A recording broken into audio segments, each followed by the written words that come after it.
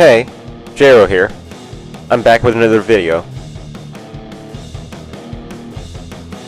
This time I'm working digitally. I have my screen recorded as I'm drawing here. I'm using an app called Sketchable, which has the layout that you're seeing here. Sketchable was developed by a company called Silicon Benders, and it's designed for Microsoft Windows. I have this app installed on my Surface Pro, and I'm using a stylus to create this piece. So if you didn't know already, I'm drawing Sebastian Castellanos. He's from a video game series called The Evil Within. I guess it really isn't much of a series considering there were only 2 games developed in its name, but I do think both games are good. The first game came out in 2014 and the second one came out in 2017. Both games were released in the month of October, by the way, so I guess my timing is right for this type of content. Whoa! What's interesting about The Evil Within is that it's actually called Psycho Break in Japan. I looked up the reason as to why that is, and I found out that Psycho Break is just easier to pronounce. Speaking of Japan, the first Evil Within game was directed by Shinji Mikami. If you don't know who he is, look him up. I can tell you that he created something that's called Resident Evil or something? No big deal, I guess. Seriously speaking though, I thought Shinji did a pretty good job of directing the first Evil Within. I know some people don't like it for its quote-unquote cheap difficulty, but it makes it all the more rewarding if you trudge through it and actually beat the game.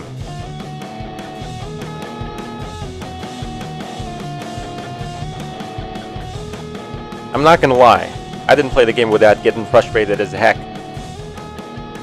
I didn't even think I could beat it. I saw Sebastian as a weak character, and I was wondering why I even got the game in the first place.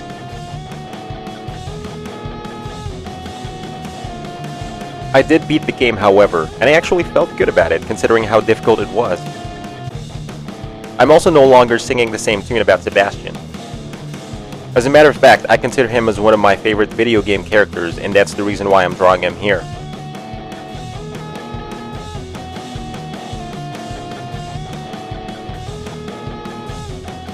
So Sebastian is the protagonist in both The Evil Within and The Evil Within 2, but this piece that I'm making is dedicated to his look in the first Evil Within.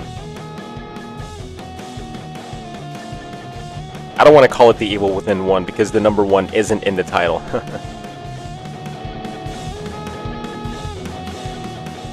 So this is Detective Sebastian Castellanos of the Crimson City Police Department. KCPD is the acronym for it. I know it's easy to figure that out, but I just wanted to say KCPD.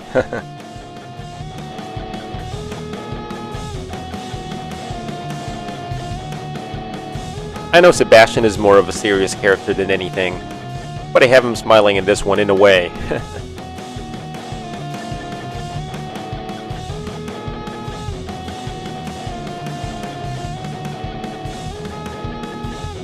He's a serious character alright, but if you read his journal, he seems to have a different side to him. Kind of funny in a way, but also cheesy at the same time.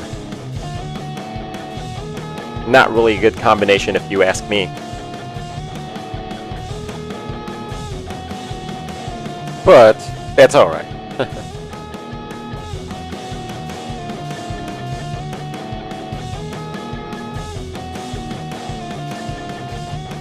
So he's holding a lantern in what I'm drawing, that's why you're seeing what you're seeing here.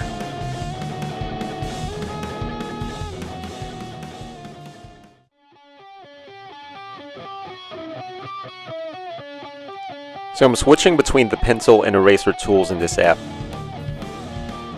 If you take a look at that bar on the bottom, that's where the switching is taking place. Just below the canvas are the tools that are mainly used when working with this app.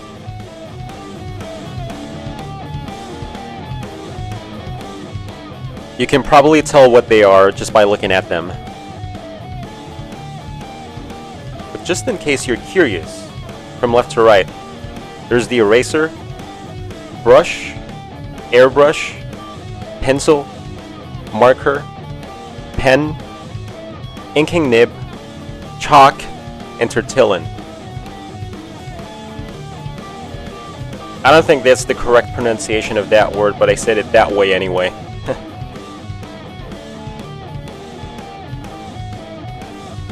What it is it's a type of blending tool. It's good for smudging.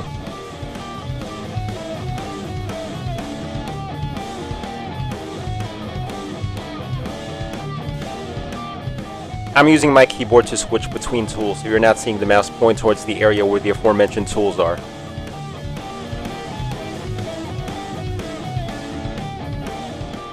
I'm trying to finish up the drawing here just in time for the painting.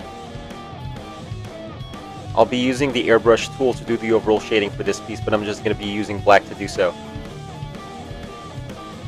So now I'm starting the shading. I've started with the hair. I'm trying to fill in the hair as much as I want for now. Then I move on to the other parts.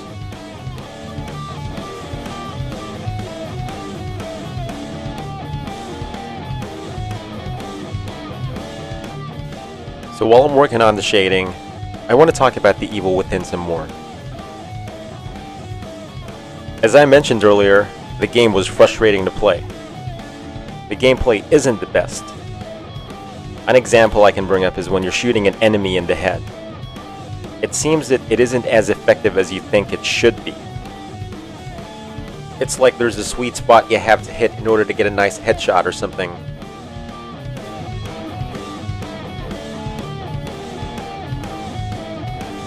Also, there are times when you're picking up an item while you're crouched.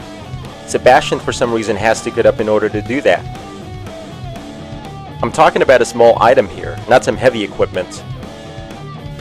There's a section in the game where you have to stay crouched in order for you to, let's just say, stay out of trouble. The problem is that if you so decide to pick up something while you're crouched, you have to hold your breath because you don't know what Sebastian is going to do. You don't know if he's going to get up or if he's going to stay crouched.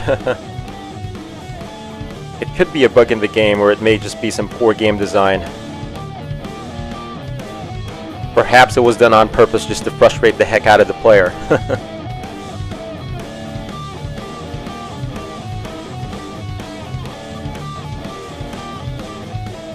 There are other things that are frustrating about the evil within, but I'd rather not mention those other things just to keep it suspenseful for the people who have not played the game and have some desire to play the game. I know that the game is 10 years old at this point, but I'm sure that there are people out there who have not experienced this game and would like to have a go at it.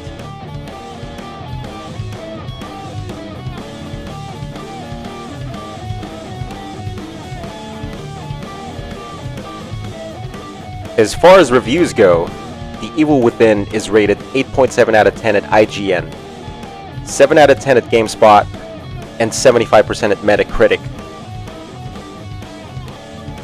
Those are the readily available ones to find, that's why I went with those. Those are just the critic scores, by the way. I believe the critic scores won't change anymore since this game, as I mentioned earlier, was released 10 years ago. As far as the user scores are concerned, the users at Metacritic find the game generally favorable. It's got a user score of 7.8. At Steam, since this game is also on PC, the reviews are very positive overall. 84% of the user reviews are positive.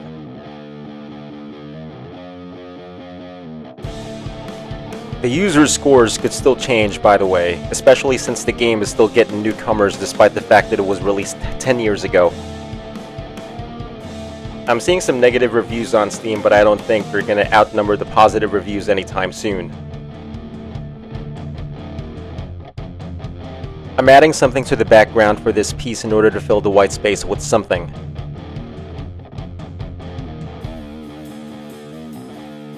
It's just some abstract nature work. It's not something I plan to spend a lot of time on.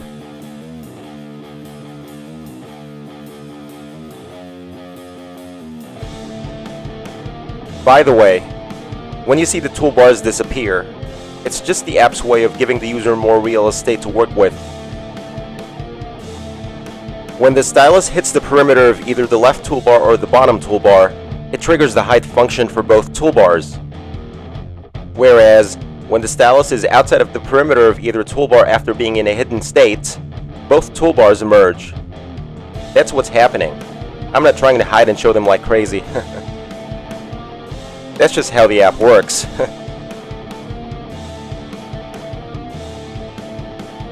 Also, the box with slider controls that's popping in and out is something I'm pulling up in order to change the tip size of whichever tool I'm using from the set of tools I mentioned earlier under the canvas.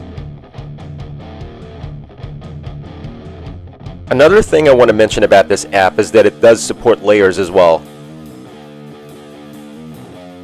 The only thing is that you can only create up to 32 layers in this app. I know Photoshop has a crazy layer limit, but that also depends on how much your computer can handle.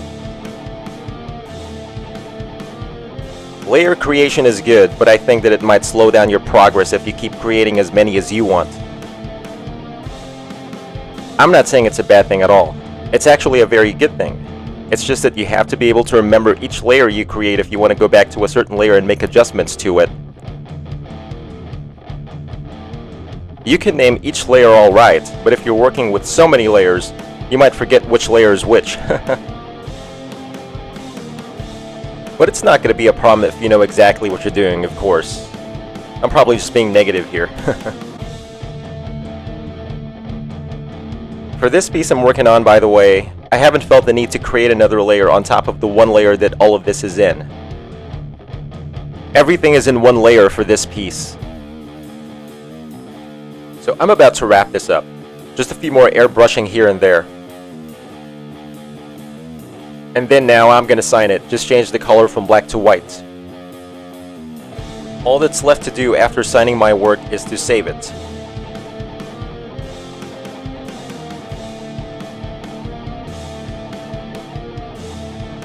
And there you have it.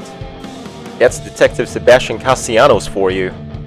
I know he's missing his tie, but I want the buttons of his shirt to be visible. Now that I've wrapped this up, by the way, I'm curious to know what you all think. Like what you see, hate what you see, tell me all that in the comments, and I'll catch you all on the flip side.